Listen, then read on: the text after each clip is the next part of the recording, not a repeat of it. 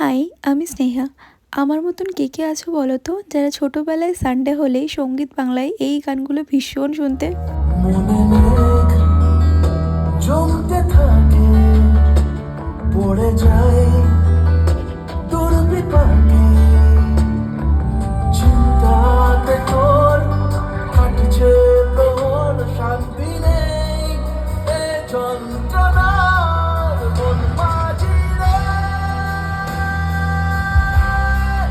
বললা কোথায় মন মাঝি রে, আয় ফিরে আয়, আয় ফিরে আয়, আয় ফিরে আয়, আয় ফিরে আয়।